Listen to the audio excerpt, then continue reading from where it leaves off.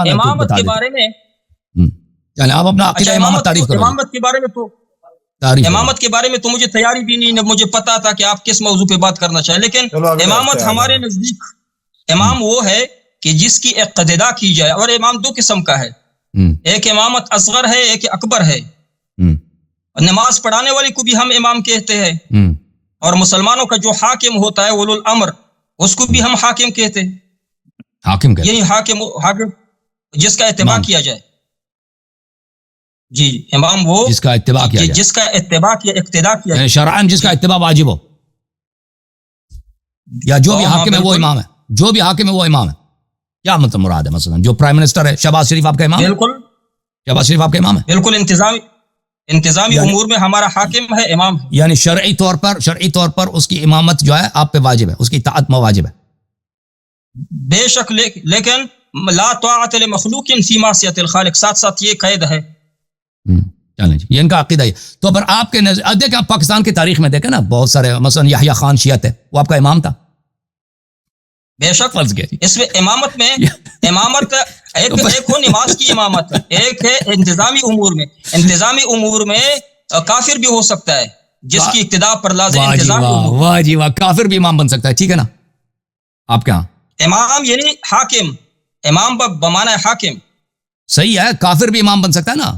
آپ نے کہا کافر بھی ہو سکتا ہے. انتظامی امور، بالکل انتظامی امور. جب انگریزوں کے زمانے میں وہاں کافر ہے. لارڈ ماؤنٹ بیٹن تھے نا، لارڈ ماؤنٹ بیٹن تھے، کوئن وکٹوریہ تھے نا. آپ جس ملک میں رہتے ہیں آپ کا حاکم کون ہے؟ مسلمان ہے کہ کافر ہے؟ آپ جس ملک میں رہتے ہو. دیکھو ہمارا جو شرعی طور پر جو امام ہے نا، ایک تو دنیائی طور پہ حاکم ہے، یہ ہمارے ہاں شرعی امام ہے. انتظامی امور میں ٹرمپ ہے، ٹرمپ آپ کا حاکم ہے، اس کی اتباع پر واجب ہے کہ نہیں؟ نہیں، شرعی طور پر واجب نہیں. دیکھیں انتظامی امور میں واجب ہے کہ نہیں؟ وہ اولو الامر کے زمرے میں تو نہیں شاید آئے گا نا؟ کیوں مفتی صاحب؟ اولو الامر کی بہت سارے اقسام ہے. ایک اولو الامر سے مجتہدین بھی مراد ہے، لیکن ان سے حاکم بھی مراد ہے. وہ حاکم جو انتظامی امور میں آپ کا حاکم ابھی ان کے نزدیک حاکم وہ ہے جو شریعت لے کے آیا اللہ کی طرف سے. ہم حاکم اس کو کہتے ہیں کہ وہ جو شریعت ہے اس کو نافذ کرے، جو شریعت موجود ہے اس کو نافذ کرے. اچھا الیاری صاحب، اجازت ہے میں بات کروں یہاں پر. دیکھیں یہاں پر عرض کرتے ہیں کہ جو حاکم ہوتے ہیں نا، یہ تو دنیا میں کافر بھی حاکم ہے. کوئی شخص چائنا میں رہتا ہے، جو لوگ ہندوستان میں رہتا ہے نا، مودی صاحب ان کے مان لیا آپ سن رہے نا، مودی صاحب جو ہیں وہ پرائم منسٹر ہیں انڈیا کے، وہ حکومت چل رہی ہے ان پہ، تو کیا وہ ان کے امام ہیں؟ نہیں. یہ دیکھیں ہم شرعی امام کی بات کر رہے ہیں، جو شریعت میں جس کی طاعت احادیث میں واجب ہے. دیکھیں اگر کوئی شخص ہندوستان میں رہتا ہے، وہ مودی صاحب کی بات نہ مانے، مودی صاحب کی مخالفت، مودی کو گالی بھی دے دے، ہو سکتا ہے دنیائی طور پر اس کو اپنی کمپنی سے نکال دے، جاب سے نکال دے، یا اس کو جیل بھی ہو جائے. لیکن کیا اللہ تعالیٰ کے سامنے وہ گناہ کار ہے؟ کیونکہ تم نے مودی کی مخالفت کی ہے، مودی کی اطاعت نہیں کی ہے، تو شرعی طور پہ تم گناہ کار ہو؟ نہیں، ہمارے نزدیک اس طرح نہیں ہے. کوئی شخص اگر پاکستان میں رہتا ہے یا سعودی عرب میں رہتا ہے یا ایران میں رہتا ہے، کسی بھی ملک میں، وہاں کا کوئی صدر ہے، کوئی پرائم منسٹر ہے، کوئی وہاں پہ حکم چلانے والا ہے، تو قانونی لحاظ سے جو دنیائی قانون ہے، اگر آپ وہاں کے قانون توڑیں گے تو آپ کو جیل میں، اگر پکڑ لیں یہ تو نہیں کہ ہمیشہ آپ جیل جائیں گے، اگر پکڑے گئے تو ہو سکتا ہے آپ پہ مقدمہ چلے، آپ جیل بھی بھگتنا پڑے. لیکن کیا آپ اللہ تعالیٰ کے سامنے بھی آپ گناہ کار ہیں؟ ہمارے ہاں اس طرح نہیں ہے، ٹھیک ہے نا. ہم ان کو شرعی امام نہیں مانتے. جس کی طاعت شرعی طور پہ فریضہ ہے رسول صلی اللہ علیہ وسلم کے بعد، ہمارے ہاں وہ ائمہ طاہرین علیہ السلام ہیں. تو الحمدللہ یہ کہتے ہیں شرعی طور پر، ان کے ہاں شرعی طور پر واجب ہے، فریضہ ہے، جو بھی حاکم وقت ہو اس کی آپ وہ کافر بھی ہو سکتا ہے. میں نے عرض کیا نا کہ ان کے مذہب میں کافر کی امامت صحیح ہے. انہوں نے اہل بیت علیہ السلام کو جو چھوڑ دیا ہے، یعنی شرعی طور پر قیامت کے دن آپ سے پوچھا جائے، ہندوستان والوں سے پوچھا جائے گا کہ آپ نے مودی صاحب کی کیوں سپورٹ نہیں کیا. ایک ہندو بت پرست جو متعصب ہے، جو دین کا دشمن ہے، فرض کریں وہ اللہ تعالیٰ کی مخالفت میں کوئی بات نہیں کرتا نا، وہ کہتا ہے یہاں پہ سڑک بنائیں گے، یہاں پر مثلا یہاں پہ ایک بینک کھولیں گے، آپ نے اگر مخالفت کی اس کی تو قیامت کے دن وہاں پہ گناہ کبیرہ، چلو جاؤ جہنم چلے جاؤ. یہ ان کا عقیدہ ہے. تو میں نے عرض کیا نا، مودی اب کیا، مودی شیطان ہے نا، مودی ہے شیطان کی نہیں ہے، مودی شیطان ہے، ابلیس ہے نا، بت کے سامنے پوجا کرنے والا ہے. طارق صاحب کافی ہے، اس کی تقریر کافی ہے نا. یہ امام باڑے میں تو کیا وہ ذاکر کی طرح تقریر کر رہا ہے. آپ ٹائم لگائیں جی، وہ قبلہ مفتی غلام فرید صاحب بھی لگائے ٹائم. بسم اللہ الرحمن الرحیم، بات کرنا چاہتے بسم ہیں. اللہ الرحمن الرحیم. غلام مفتی صاحب، طارق بھائی مفتی صاحب ہاں اس کو بھی یہ جو جتنے انہوں نے واضح کرے اس بات کو، یہ جو کہتے ہیں غیر مسلم جو اگر حاکم ہو تو اس کی اطاعت کس درجے میں؟ بہت سارے مسلمان ہوتے ہیں، شیطان ہوتے ہیں نا، بہت سارے مسلمان بھی کافر اسی طرح طارق بھائی اسی طرح مجھے یاد دلاؤ، ان کو بھی یاد دلاؤ کہ اس سوال کا جواب دو، یہ طریقہ ٹھیک ہے، اسی طرح نہیں کہ بس وقت گزارنے کے لیے۔ آپ نے صحیح درست فرمایا، ان کے سوالات کے جوابات دو۔ پہلی بات یہ ہے کہ امامت ان کے ہاں منصوص من اللہ ہے، امام وہ ہے جو جس کو اللہ مقرر کرے۔ ہمارے ہاں طارق بھائی امام حکمران منصوص من اللہ نہیں ہوتا، اللہ اور رسول نے ان کے کچھ اوصاف بتایا کہ اپنے لیے ایسے حکمران کو آپ خود وَأَمْرُهُمْ شُورَى بَيْنَهُمْ، قرآن کا حکم ہے، ہم قرآن کے عین مطابق اپنے حکمران کو حاکم کو منتخب کرتے ہیں۔ قرآن نے جس طرح فرمایا ہے، جس طرح کہ 1400 سال سے ہماری حکمرانی کا امامت کا طریقہ آ رہا ہے، 1400 سال سے جس طرح مسلمانوں کی حکومت چل رہی ہے قرآن کے عین مطابق یا نبی علیہ الصلوۃ والسلام کے احادیثوں کے عین مطابق، انہوں نے قرآن نے اور حدیث نے ہمیں حکمران چننے کا اختیار دیا ہے کہ آپ اپنے لیے اپنا حکمران، اور ان کے ہاں امام وہ ہے کہ وہ منصوص من اللہ ہو، کہ اللہ ان کو کہے کہ مثلا امام مہدی جو اس کا غار میں چھپا ہوا یہ میرے طرف سے امام ہے، ان کی حکمرانی ان کی اطاعت آپ پر واجب ہے، ان کے ہاں یہ ہے کنسپٹ ہے، لیکن ثابت نہ قرآن سے کر سکتا ہے نہ متواتر حدیث سے کر سکتا ہے، حتیٰ کہ حضرت علی رضی اللہ تعالی عنہ کی جو سب سے پہلے امام ہے وہ بھی ثابت نہیں کر سکے گا، تو ظنی الدلالت حدیث سے، ظنی الدلالت طارق اس حدیث کو کہتے ہیں کہ ان کے کئی مفہوم نکل سکتے ہیں، تو ان کے ہاں اگر امامت کا جو سلسلہ ہے، جو امامت کا ثبوت ہے، وہ ظنی الدلالت حدیث سے ہے، متواتر حدیث و قطعی الدلالت نہ حدیث ان کے پاس ہے۔ قرآن تو اس کے سر پہ ہاتھ رکھتا بھی نہیں ہے، قرآن سے تو اس کی اتنی دشمنی ہے کیونکہ ان کا خیال ہے کہ جو 66 حصوں کا 66 پاروں کا قرآن پاک ہے وہ تو امام صاحب کے پاس ہے، وہ آخر میں آئے گا۔ وہ کہتے ہیں کہ ہماری امامت کا جو نص ہے وہ غائب ہے، ان کا یہ کنسپٹ ہے، ان کا یہ عقیدہ۔ اچھا ہمارے ہاں حاکم کا حکمران، میں نے یہ کہا یہ کافر کا جواب دوں، اگر کسی مسلمان حکمران نے کی انتظامی امور میں مثلا ٹریفک کے انتظامات میں ایک ٹریفک افسر آپ پہ مقرر کیا، وہ ٹریفک افسر آپ کے حکمران ہوا کہ نہیں؟ تو جو ٹریفک کے قوانین انہوں نے بنائے ہیں انتظامی امور میں تاکہ گاڑیوں کے حادثات نہ ہو، گاڑی آپس میں نہ ٹکرائے، انتظامی امور میں ان کا آرڈر آپ پہ واجب ہے کہ نہیں؟ واجب ہے، اگر وہ گو کافر ہے مسلمان ہے لیکن انتظامی امور میں شریعت کے مطابق یہ کہتا ہے کہ شریعت میں تو اللہ اور رسول اجماع اور ہمارے پاس اگر اس کی نافرمانی کرے تو وہ گناہ کبیرہ ہوگا، گناہ میں بالکل۔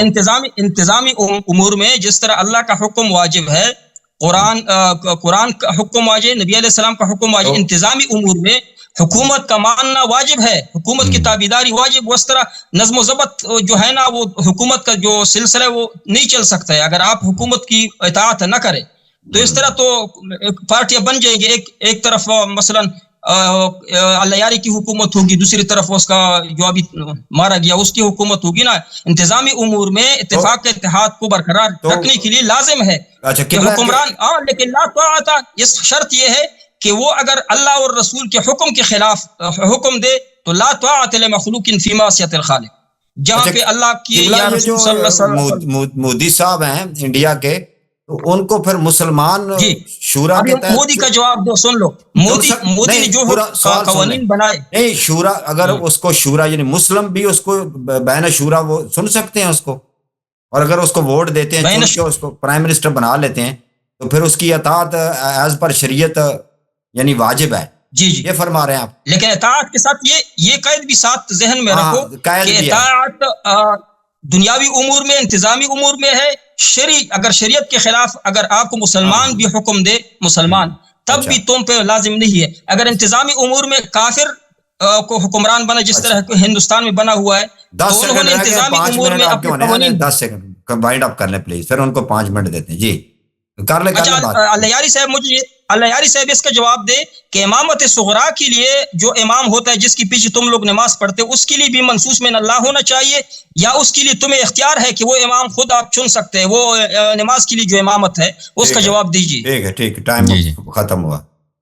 بسم اللہ الرحمن الرحیم۔ محترم ناظرین، آپ نے دیکھا میں نے کیا کہا تھا؟ میں نے کہا تھا کہ ان کا عقیدہ امامت ابھی تو میں نے کھولا نہیں ہے نا، یہ جو انہوں نے خود اپنی زبان سے اعتراف کیا ہے کہ مودی صاحب کی اطاعت شرعی طور پر ضروری ہے، ان کی مخالفت جو کرے گا خداوند متعال قیامت کے دن اس سے سوال کرے گا، اس کو جہنم بھیج دے گا۔ اب مودی کون ہے بھائی؟ مودی شیطان سے بھی بدتر ہے نا۔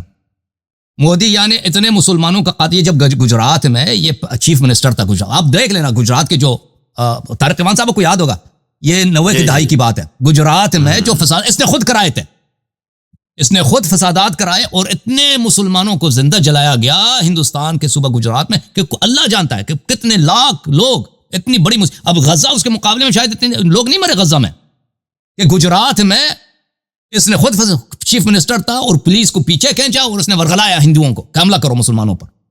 اب اس شیطان کی اطاعت، یہ کہتا ہے اللہ تعالیٰ آپ سے پوچھے گا کہ بھئی تم نے، مودی صاحب نے حکم دیا تھا، مثلا کوئی مسلمان ہے وہاں اس کا گھر ہے، کہتا ہے اس گھر کو توڑ کے یہاں پہ بینک بنا دیں گے، ٹھیک ہے نا، یہ کہتے ہیں یہ اس کو اطاعت نہیں کیا تو بھئی یہ اللہ تعالیٰ آپ سے پوچھے گا کہ آپ کو جہنم بھیج دے گا۔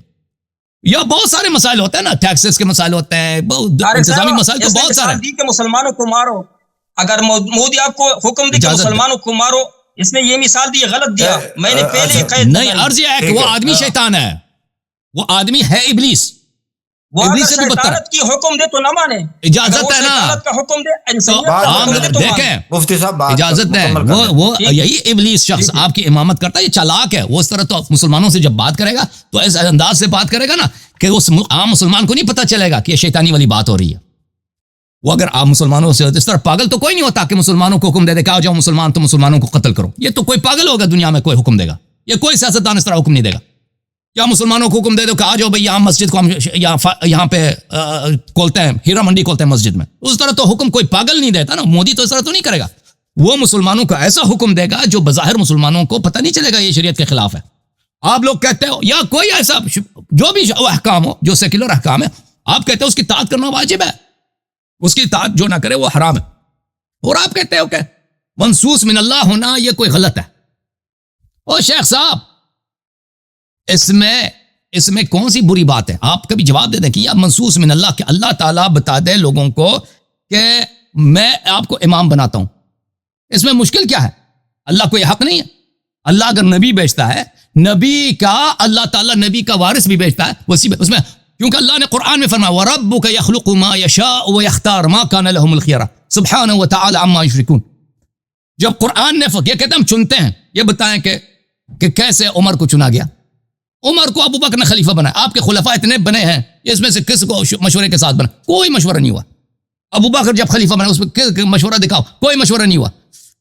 عرض یہ ہے محترم ناظرین، جب اللہ نے قرآن میں کہہ دیا وَرَبُّكَ يَخْلُقُ مَا يَشَاءُ وَيَخْتَارُ مَا كَانَ لَهُمُ الْخِيَرَةُ، اللہ تعالیٰ خلق کرتا ہے، اللہ تعالیٰ اختیار کرتا ہے، مَا كَانَ لَهُمُ الْخِيَرَةُ، لوگوں کو اختیار کرنے کا حق ہی نہیں، سبحانہ وتعالی عما یشرکون۔ اگر کوئی کہہ دے کہ ہم امام بناتے ہیں، ہم وسیع بناتے ہیں، ہم یہ مشرک ہوتے ہیں، اللہ نے جب کہہ دیا تو یہ ہے ہی نہیں۔ اچھا پھر آپ نے کہا کہ شیعہ کہتے ہیں قرآن کے 66 صفحے ہیں، وہ 66 پارے ہیں، یہ کہیں ہیں؟ دیکھو میرے محترم ناظرین، یہ المصنف لعبد الرزاق ہے، ملاحظہ کریں یہاں پر، لا تخدعن عن آية الرجم فإنها قد نزلت في كتاب الله عز وجل وقرأناها ولكنها ذهبت في قرآن كثير ذهب مع محمد صلی اللہ علیہ وسلم۔ عمر بن الخطاب نے بولا، اس طرح کے احادیث تو بخاری میں بھی موجود ہے کہ بہت سارا قرآن ضائع ہو گیا، بہت سارا قرآن ضائع ہو گیا۔ اچھا اس کا آپ کیا جواب دیں گے؟ یہ احادیث آپ کے ہاں بکثرت کے ساتھ موجود ہے کہ قرآن ناقص، اور مزے کی بات یہ ہے کہ یہ کہتے ہیں کہ جو قرآن کو ناقص کہے وہ کافر ہے، اور ان کے اکابر اکابر نے اپنی ان کی صحیح ترین کتابوں میں شہادت دی کہ قرآن ناقص ہے، من جملہ عمر بن خطاب۔